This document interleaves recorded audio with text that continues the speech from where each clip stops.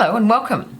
Today I wanted to talk about why when you're doing facial exercises does one part of your face lift and the other part doesn't. Now a lot of people talk to me about this and a lot of people ask me questions in the gym. You know, they're changing series.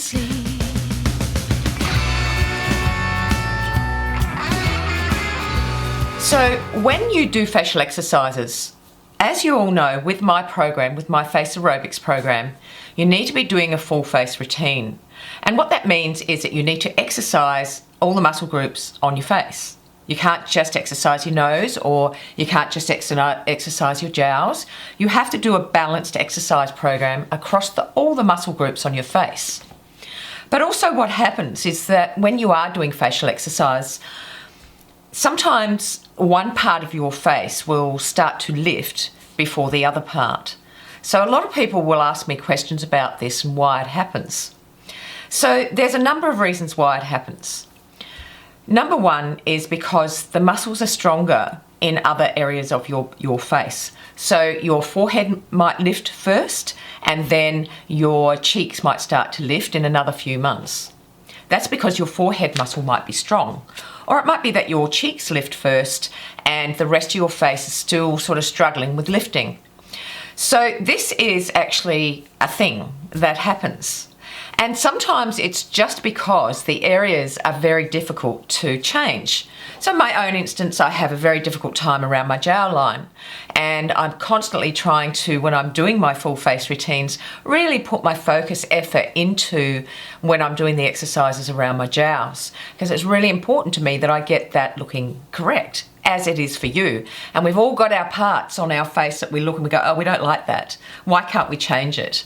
But this is the thing with facial exercise. And it's just like anything else. If you're going to have Botox, if you're going to have your facelift, it's not a perfect thing. It doesn't happen perfectly. And it certainly doesn't happen the way that you expect it to when you're going to have fillers and injections or a facelift.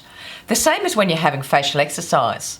Because we're dealing with exercise and we're dealing with the muscles, it's a whole different ballgame when you're looking for results. I know when I first started, my nasolabial fold started lifting first, and then my cheeks, and then my eyes started lifting, my eyebrows, and then things started working for me. Another thing that happens is our general health. So as we're aging, obviously our hormones are going a little bit crazy and our hormone levels are not where they're supposed to be.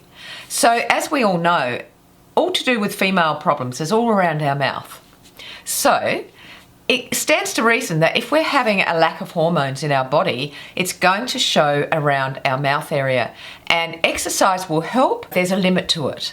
And I'm always very, very transparent about that with facial exercise, that you have to keep putting the work in to get the results. And there might only be a certain amount of results you get. Now this goes for if you've got sagging skin, say around the neck, or if you've got cords, if you're really thin and you don't have a lot of fat around your neck. Those cords are not going to change because obviously the skin is stretching over them, and if you don't have body fat around your neck, you're not going to be able to make those cords disappear. The same as with if you have an extra amount of skin on your neck. There's only a certain amount that the muscle can grow to stretch the skin over it so it makes it smooth. So if you've got excess skin on your neck, there's a certain amount of managing your expectation there, because clearly it's not going to go away. This is the reason why I do these videos, just to let people understand what actually happens to your face when you're exercising. And that's okay. That is actually okay that our face doesn't look perfect, because in real life and in natural settings, we don't look perfect. And we have this whole aspiring to what people look like on TV or in magazines, that perfect airbrush face. Well, that's not going to happen, okay? Because we're aging and there's no amount of exercise that we can do to stop ourselves from aging. But when you start seeing one part of your face lifting and another part not lifting, what I can say to you and encourage you to do is to just keep doing it. The more you do the exercises and follow the program every day, the more results you'll get. It does take discipline, does take a bit of discipline to get it all done, but once you get into the groove of doing it and you find time to do it, you will be amazed at the results you get. And you'll see a lot of comments on the channel where people have said, look, I've done this, I can't believe the results that I've got from it. It truly is a miraculous thing. And don't worry about it if a little bit's not lifting or a little bit's not going perfect. Don't worry about that. Don't focus on perfection.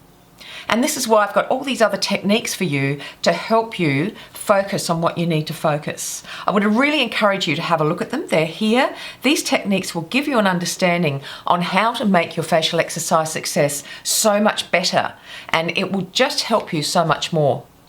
So remember, don't worry about that. It's something that is a natural thing that occurs. It happens to most people. You just keep moving forward with your exercises and just keep disciplined and you'll have amazing results. Now remember to subscribe to the channel. Click that bell when you do and you'll get the notifications. Okay, and remember to like the video as well. I'd really appreciate that. Keep going with your exercises. Stay safe. And have a lovely day wherever you are in the world, and I'll see you next time. Bye. Back what's been stolen from me, little by little, piece by piece, until I'm complete.